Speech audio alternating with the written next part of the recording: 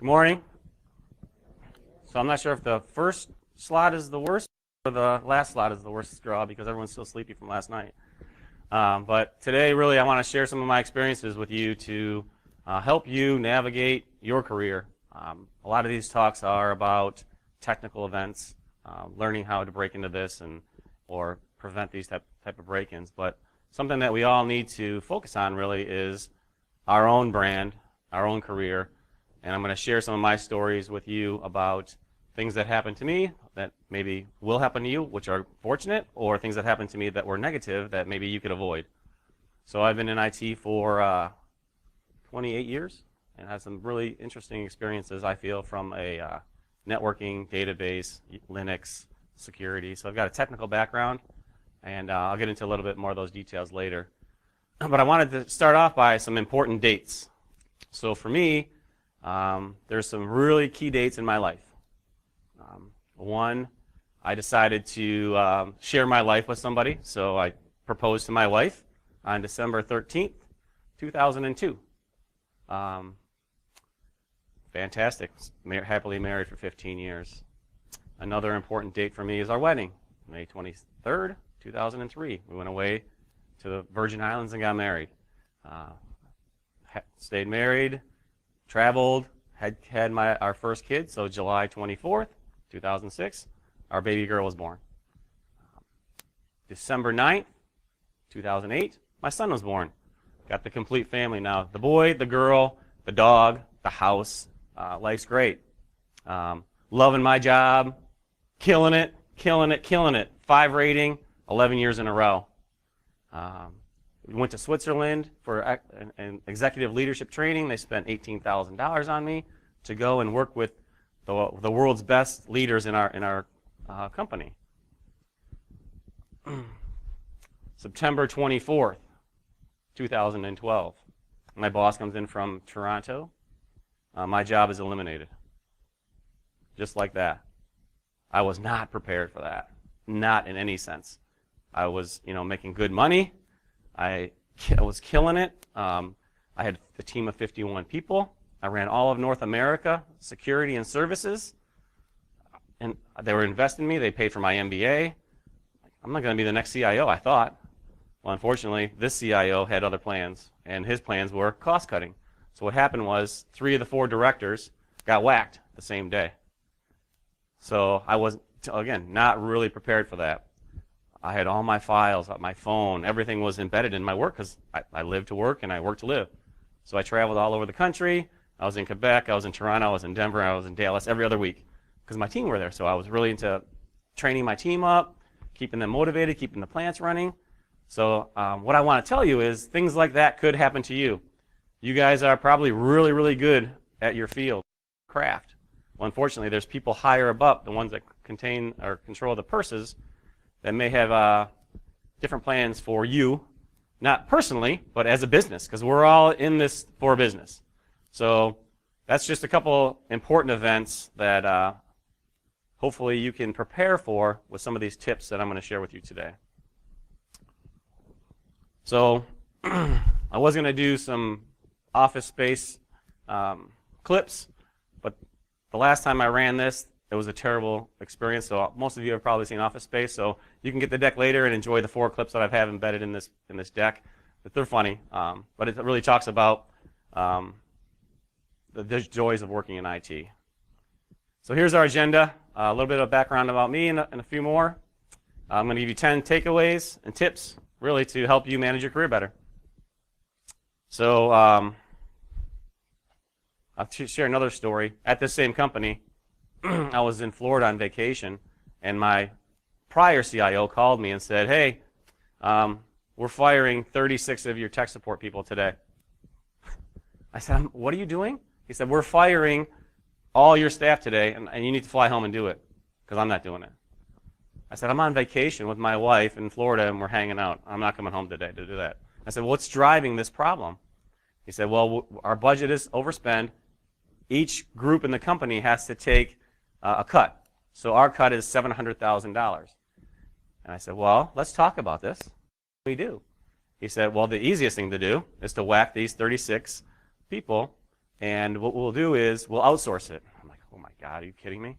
This is not going to work because I have to manage this whole. This is my bucket of business.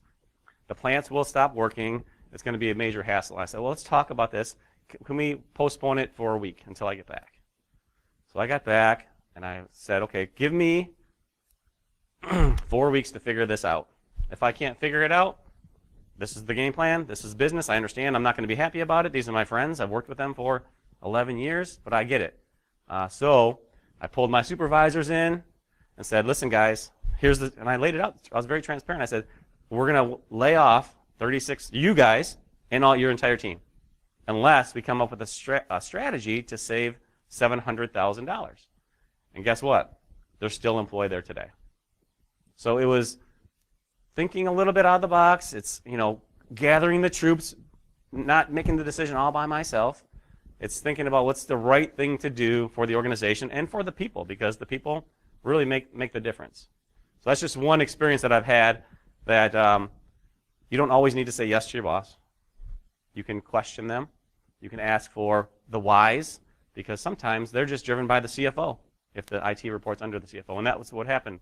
An outsourcing person got a hold of our CFO in Boston and said, hey, we can save you a lot of money if you do X. And that's kind of the backstory for that situation. So when we're planning as we're going in high school and getting ready to go to college, we think it's like this, right? You go to college, you get a degree, you get a job, you make more money, everything's great. But in actuality, this is what really happens. There's highs, there's lows. So what I want to share with you are some of the tips that help me curve those and make them not so dramatic, really, because this is reality. I'm sure all of you can attest to that. So I work for a company called CBI. These are our core values. Prior to coming to CBI, I was the Chief Security Officer for Oakland County, Michigan. So I went there as a consultant and built a program from scratch. So there was no security. We have $1 billion that run through the books at Oakland County, which is the 31st largest county in the country, and there was no security team. So the CIO brought me in and said, hey, what do we need to do? You've done this before at a big company, help me. So basically I spent about 3 or 4 weeks, did an analysis and said, these are the 36 projects we need to run, and we're going to do it over 18 months. It's going to cost $2 million. And here's the plan. And I based it off of ISO. And he said, this looks solid. He said, do you want to build it for me? I said, sure. I'd never had an opportunity to build something from scratch. So I said, make it #1 priority for IT, and give me 18 months and I'll build it for you. So flash forward, 18 months goes by. We deliver 33 of the 36 projects plus other ones. And he said, well, I need you here, and I'm going to make a CISO title, and you're going to help me run security for the county. So that's what happened. So the next 3 years, we ran security. I hired a team, and in 2016, we were named the most outstanding IT security program in the country for counties. I figured I was on top of the world then, and CBI has been recruiting me for quite some time. So I decided to exit my public service job and go do something different. So basically what I do now is I'm a CISO advisor for a cybersecurity consulting managed service professional service company. I love it. I've been there 6 months. And I'm working with all my friends. I'm working with the CISOs. I come in and I help them. I'm like, hey, Scott, what are you doing for a strategy? What's your plan for this year? What's your plan for next year? Let me share my experiences with you. And if I have a solution that can help you, great. If I have an idea that we can't deliver on, I pass it on and say, hey, this is probably a good idea for you. You might want to use Okta. You might want to use SailPoint. You might want to use XYZ or something else. Maybe outsourcing is a good thing for you for this particular area. So that's what I get to do for my job. So it's fun. I definitely love what I do. And CBI is a great place to go. So for me, they've allowed me to work with vendors and work with customers and really stay into the field that I really love. So outside of IT security, this is what I do. The most interesting thing I think here is this picture here. In 1991, I was on the show American Gladiators. So not a lot of people get to say that, but I competed at Central Michigan and had an opportunity to go to the Palace and meet Ice, Lace, Thunder, Nitro, and compete. So it was a blast. So I only got to do one competition, but it was fun, and I won, so it was fun, even better, because I'm a medal chaser. That's what I do. So let's get into the tips. Networking. You're here, right? You're at GrrCON, and hopefully you've moved outside your comfort zone and talked to some people that you probably would not talk to, because we're all in this business to learn. If you're not in this business to learn, then you're in the wrong business. You have to keep learning every day, and everybody brings something different to the table. So in your organization, one thing that worked well for me when I went to the county was I went and talked with the business. I went to the prosecutor, I went to the sheriff, I went to the medical examiner and said, hey, I'm new here, tell me about what you do. Let me know if I can help you. They had never had someone from IT come over, and I was a security consultant. I said, I'm not here to say no to you. I want to understand what you're doing so I can help you secure the data, because I live in Oakland County too. So you have my data, and I want to make sure it's secure. And we had these just conversations about what their challenges were, what they're concerned about, and if they weren't concerned, educating them. So the clerks handle this data like this, or there's no validation, or you store it over here. And we started having these conversations, and they're like, hey, you know what? That doesn't make sense. We have some gaps. And I said, well, I can probably help you. And so then I started helping them. I didn't put in any technology for 9 months when I went to the county. It was all business relationships. It was networking, finding out what their problems were, and helping them address them. So you know what happens when I started to suggest some technical controls, they were loving it. They're like, this is going to save me. This is going to save, the people of Oakland County and keep us out of the paper. So my point is, get to know their problems and help them solve their problems. That will help you tremendously as you try to create change in your organizations. Outside of your organizations, get involved in places like this. ISSA, ISACA, those are all great places to meet new people and network. Get out there on social media. LinkedIn, I'm on every single day. It might be for 5 minutes, but I'm on there making connections, meeting people, seeing what other people are doing, getting good ideas. And we're all in the business to learn, and when you're networking, you're learning. These are some of the things that I'm involved in right now. If you're not in InfraGard, you should check it out. It's very popular. There's six different areas in Michigan. Some really good networking connections going on. There's CISOs in there. There's architects in there. There's great presentations, and we meet every 2 months and have these physical meetups. So I'm the VP of the Michigan chapter. So I just took it over about 4 or 5 months ago. And I love it. So I got to meet some privacy officers, some analysts, so just people from all different walks of life. It's a great place to meet up. Don't burn bridges. This is some CISO stats, but really, you're one person away from knowing everybody in IT. Truly. So I'll share another story. When I got laid off from the cement company, I was unprepared. So I was looking for a CISO job, and I wasn't ready to find one. There was nothing available in 2012 for me at the time, locally. I didn't want to move because I had little kids.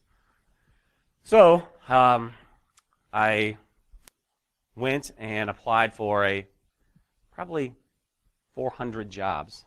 9 hours a day, every day, I looked for a job and applied. I applied for jobs that I was so overqualified for, but I got a severance of about 12 weeks, so that money was running low. And I finally landed a job at Comerica Bank as a project manager. And the way I landed it was, I walked into this program manager's office. He's like, hey, man, I know you. You were DBA at DTE back in the 90s. You were really good, and then you were gone. Well, I left and started my own company back in the 90s. And he said, what are you doing here as a project manager? And I said, well, let me tell you the story. I said, I was CISO. I had this great thing going. Unfortunately, I got whacked about 8 weeks ago, and I needed a job. He's like, you want to be a project manager? I'm like, I need a job to pay for food on the table. I've got 2 little kids. I've got a house. I've got a boat. Yeah, I want a job. But I'm telling you right now that I only want this job for 6 months. I'll give you everything I have. I'll work 40 hours. I'll work 80 hours. Whatever you need me to do. But I need a job to pay for the bills. So he's like, you're hired. 5-minute conversation. That's how I got hired. So it was fantastic. In 5 months, I found a CISO job at Oakland and said, Bob, thank you for the opportunity. He loved what I did. The project moved forward. I said, I'm ready to go. Great things, no problem. Flash forward 5 years later, he's leaving Comerica, and he calls me up, and he's like, Chris, hey, I'm looking to move. I got a severance. I still have some cycles. You know my work ethic. Can you hook me up? He's happily employed at Oakland County the last 2 years. That's how it works. That's how jobs are found. That's how you get a new gig. Most likely, you're not applying through HR systems anymore. On the way here, on Wednesday, I had a conversation about another guy I used to work with. He's like, hey, I'm looking for a job. Can you help me out? So what do you want to do? There's lots of opportunities. I know quite a few people. I can definitely put you in the right direction and pass on your resume. So I passed his resume on to 3 people already. At the speaker dinner, someone's like, hey, I'm not very happy where I am. Can you help me out? Sure. So this is how networking works. This is how not burning bridges works. And this is how jobs are found and made, especially jobs that you really want, not jobs that you have to take. So don't burn those bridges. Again, we're only one person away from knowing everybody. And network, network, network. Which brings me to tip 3, learn every day.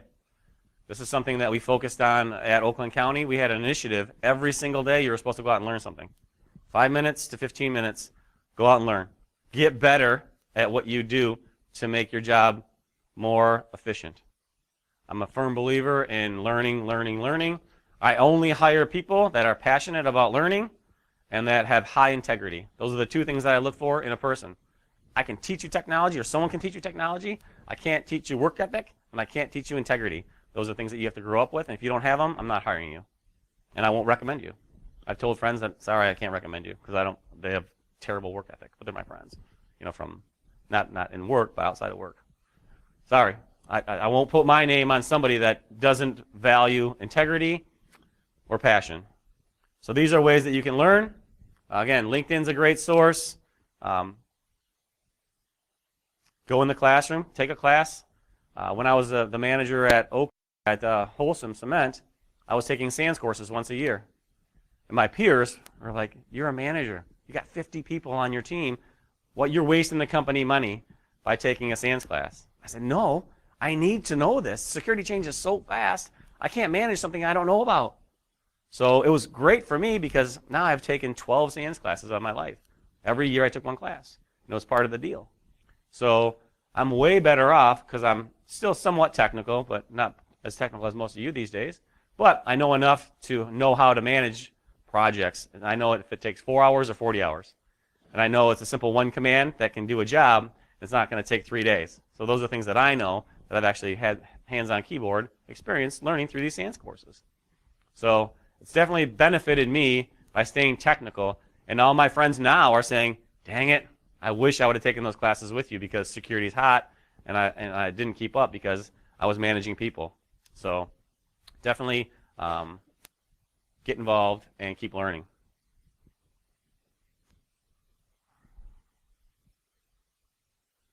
That's another Office Space clip. So teach often. Become a mentor. That is so valuable. I mean, there's so much knowledge out there that you can share with people. People are just thirsty to hear your stories. And everyone brings a different perspective. You could bring a program management perspective. You can bring a Linux perspective. You can bring a networking perspective. You can bring just any type of experience you have, someone could benefit from. I had a CISO of a big company ask me a favor and said, hey, I've got a person that's has some problems, and she's a great employee. I don't want to lose her, but she doesn't get along with her boss. Can you mentor her? And this is a CISO from out of state. So I said, sure. I'll call her and find out what's going on. And I talked to her every other Sunday from 11 to 12. That was the only time we could do it because she had kids I have family. So I make the time every Sunday, and we talked.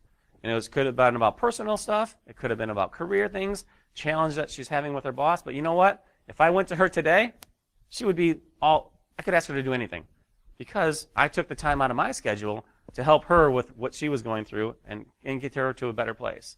So take the time to share your experiences, because even though they may be simple to you, it could be invaluable. Your 15 minutes of coaching could change someone's life. And right now, what I'm doing is, we have a small team that I'm on, and I spend 1 hour every other week with 3 of the more junior people, and I coach them on different topics. It could be how to deal with a customer. I did a session on Monday about networking. Like, not networking networking TCP/IP networking. So I thought we were talking about networking. So I started the discussion, okay, this is what I do, this is how I act. And he's like, no, Chris, let's talk about networking, because he came from a side. He said, when I'm talking to these customers, I don't understand. Can you help me? So we went down the stack.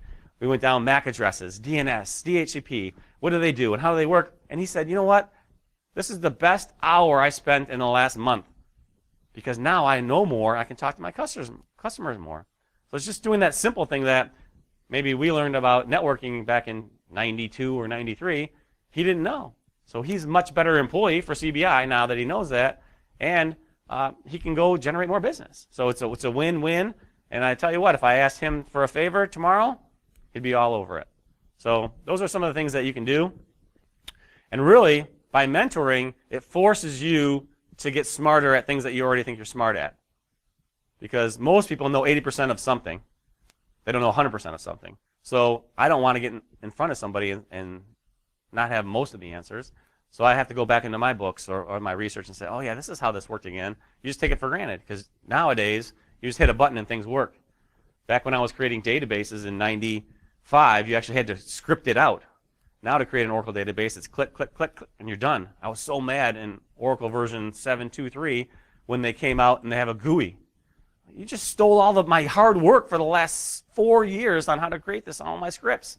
Now you make it too easy. Anybody can be an Oracle DBA. Sorry, because any Oracle DBAs in here, but it's so easy now compared to what it was back in the early 90s. It's just different, right? So, but it forces you really to learn more about the things that provide value to people. Also, we have this gap, right, in talent. So you're, sharing your knowledge to better society and help all these organizations. So be a mentor, find a mentor. I'm still looking I kind of bop around and pick people's brains on areas that I want to get better at. I started studying psychology about 2 years ago. And the reason I study psychology is because I had tried to influence change. So I found these people that were really smart, and I started following their books and their blogs about how to impact people's memory, because memory drives decisions. So if you understand how they operate from their brain, you can pitch a program based on what's going to be memorable to them, and then in the end actually get what you're looking for from an effective change. Because as a CISO, you're changing culture. You've got the hardest sales job ever. People don't want to do it. You're not getting the funding. Not maybe the hardest job ever, but it's a hard job. You have to basically go in and change the culture, especially if it needs changing. So you have to sell it. So how do you sell it? Understand their motivations. So those are some things that you can do from a teaching perspective. This is key too. There's all these different strengths that people have. Some people are thinkers. Some people are doers. Some people are futuristic. Some people love history. I found that knowing your strengths are keys to your success. There's this philosophy that everyone likes to focus on. People like to focus on their weaknesses because they want to be better. But tell me, do you like to do things that you're bad at? No. Do you like to do things that you're good at? Yes. And usually people like to be commended for those good deeds that they've done. So back in 2011, we ran this thing called StrengthsFinder. It's a $12 book, and I made my entire team take this. They read 30 minutes, and they filled out a questionnaire, basically. And it identifies the strengths. So there's 34 strengths, and it tells you what are your top 5. So then we charted those top 5 out, and then we shared them with everybody. So the team of 51, we were remote. I found out the people that were futuristic. I found out the people that were developers that were really good at those things, and they like to do it. So when I had a pet project come up, I would say, wow, I need someone that really can get stuff done quickly, is very detailed, and does this. I go down my chart. Ray, he lives in Colorado. I call up Ray and say, Ray, I've got this thing. Our CIO asked me to do it. I don't have the cycles. Can you have it done by Friday? And this was like on a Tuesday. Hey, no problem. He worked and worked and worked and gave me a great product. And he was so happy, and I thanked him, and he was so happy that he was able to use his strengths to deliver something that was valuable to the organization. So knowing your strengths and leveraging your team's strengths are critical to success. Recently, I took this Colby test too. So this is another assessment you can take. I think it's about $50 to learn what your strengths are. This is something that CBI is doing. And we did it as a team to figure out who can focus on what areas of the business based on their strengths. So just knowing where you're strong can put you in a better position to succeed.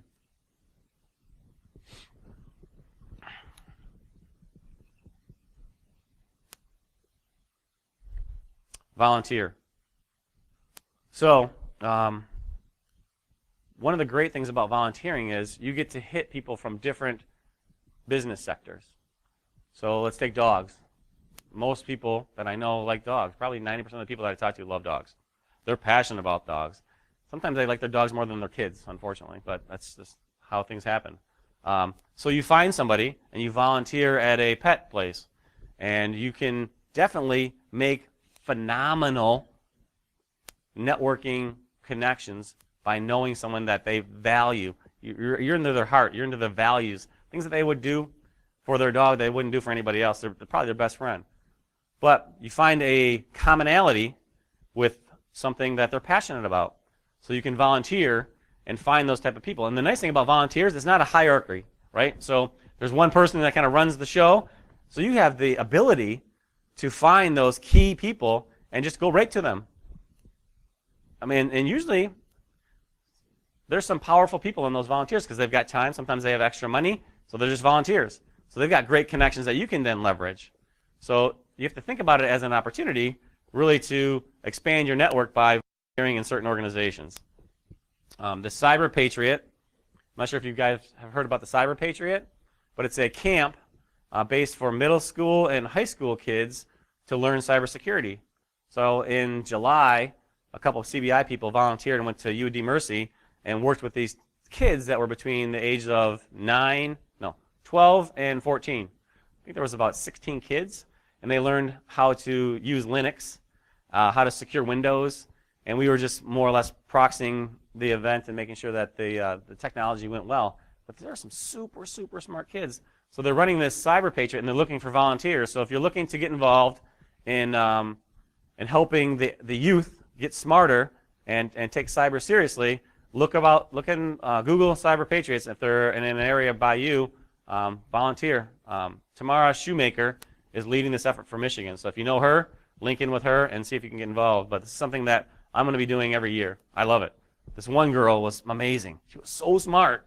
She was this tall redhead girl, and she had her hand up every time. She knew every single answer.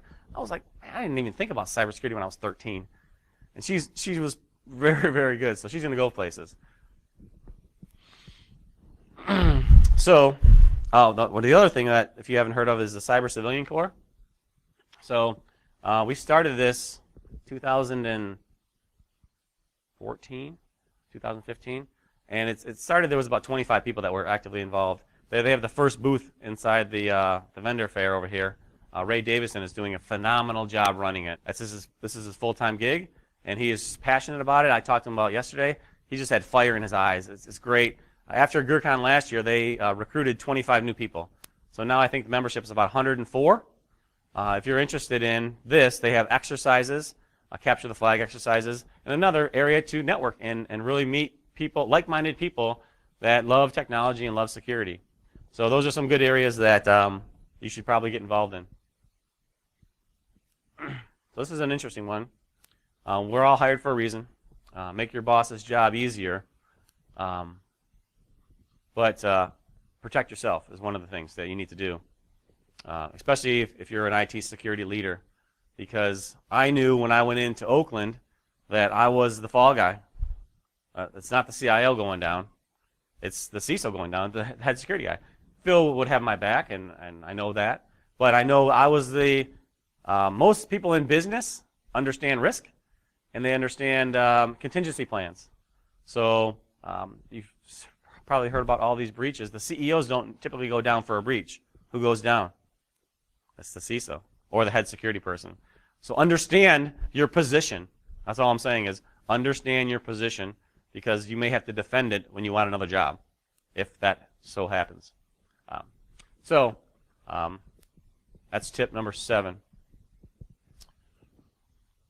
This is probably the key slide to this whole deck. You are the brand. That's it. You are the brand. You are the product. You're selling yourself for 40 years or less if you don't want to work as much and you're able to financially do that. But you are managing your entire career. It's not anybody else's responsibility. There's some interesting history on certain people, but really you're ultimately responsible. And people will blame their circumstances, they'll blame their upbringing, they'll blame all these other things, but really you are in control. Everyone in this room is over 18, you're an adult.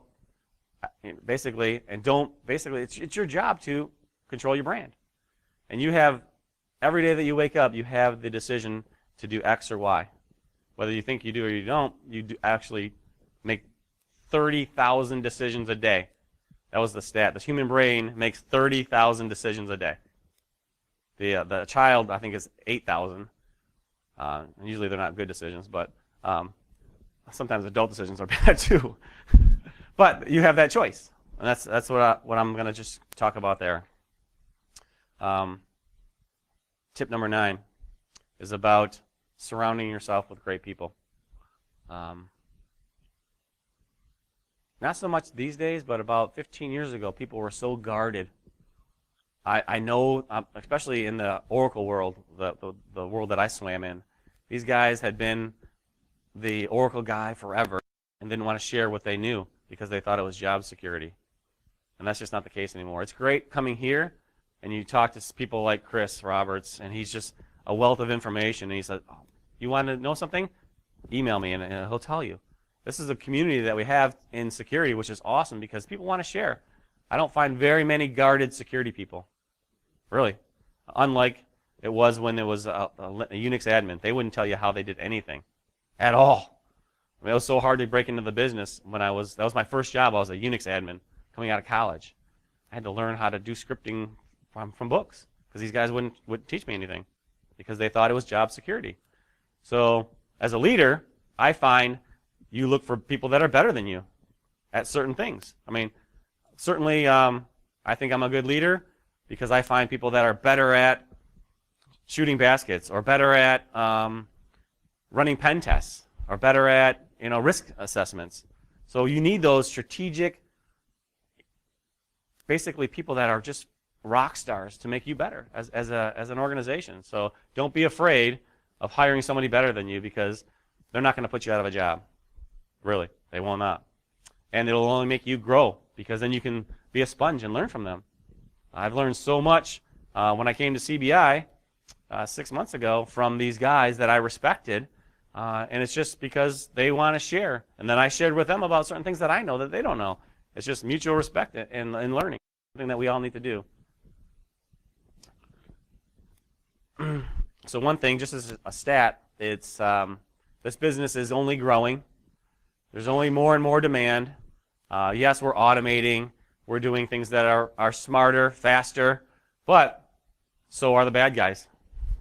I mean, they're faster than us, right? So again, one of the slides that I saw yesterday was more or less, I'll fail by myself, but together we'll succeed, something about that type of nature.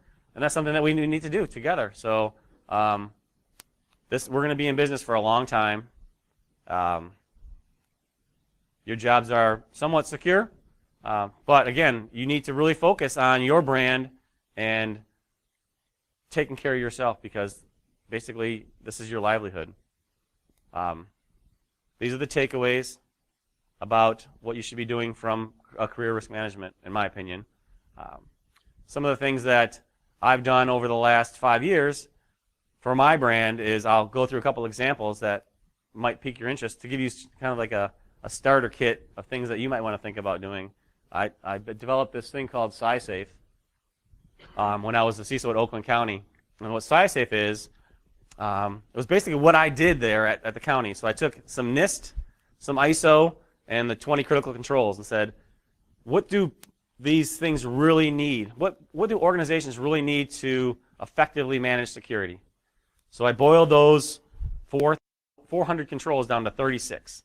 And so these are the 36 controls that all organizations should have in place. And then you have to gauge yourself on maturity. So I built this tool and started sharing it. And the nice thing about the county was they like to share things with other people that aren't as fortunate to have the money or the time or the resources to do this kind of work.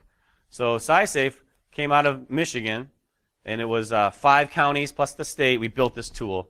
I was the primary author, but I took feedback from the 5 other CIOs.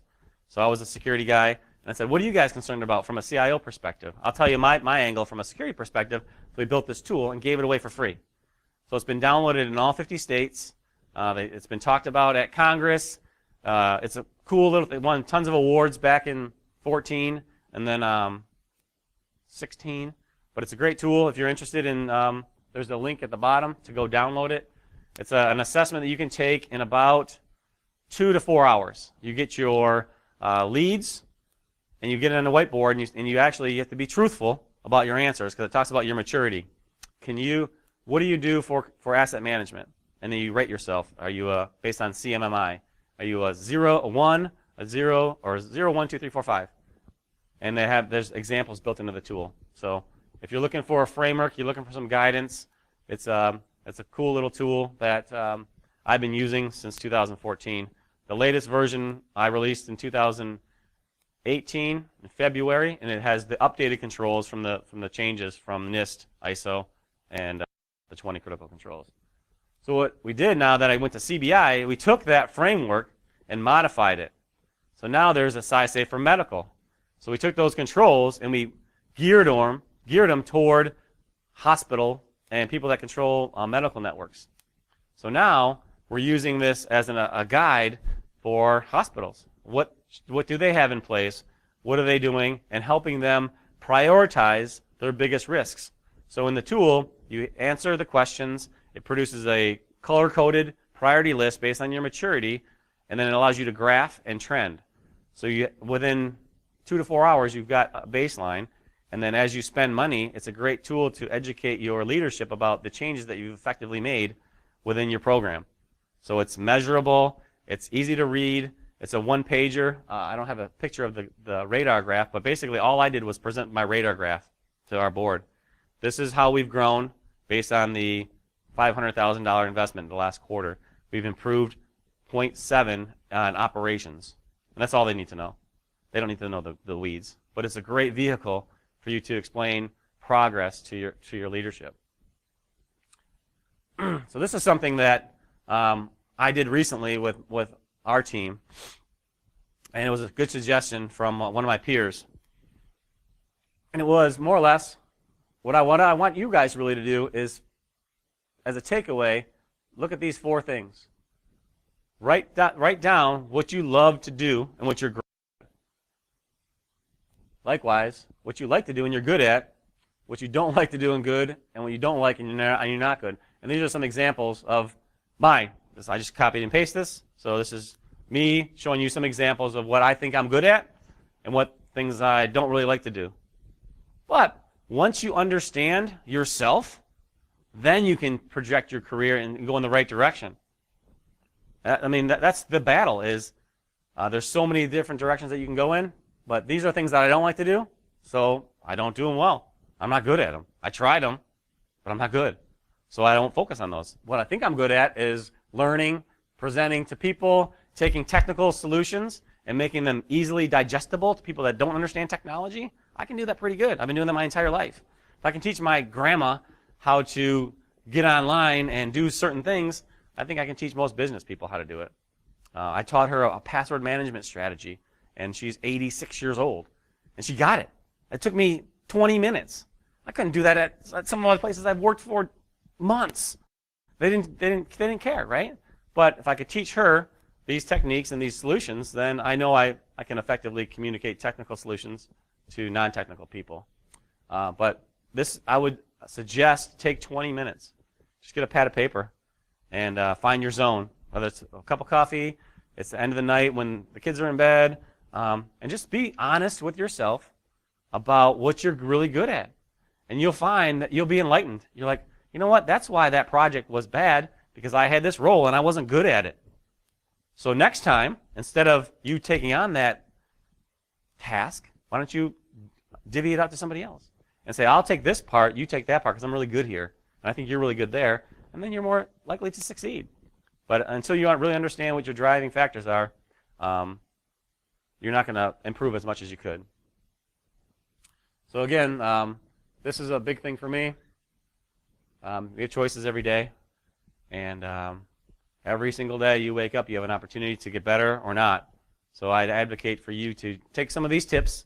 There might be one tip, there might be 4 tips, maybe all 10 of them apply to you. But my success for today is if one of you guys gets better at career management, then I think I've done my job really for today.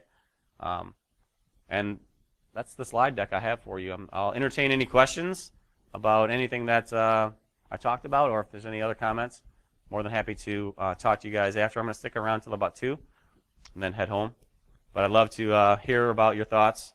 If you have other tips for me, again, I want to learn. So if you got a tip that you think is just a home run, please say, hey, man, you should expand this to 11 or 12 or 13. I've got some really good ones that worked for me because, again, people are all different, and they definitely learn different ways. But thank you for your time today.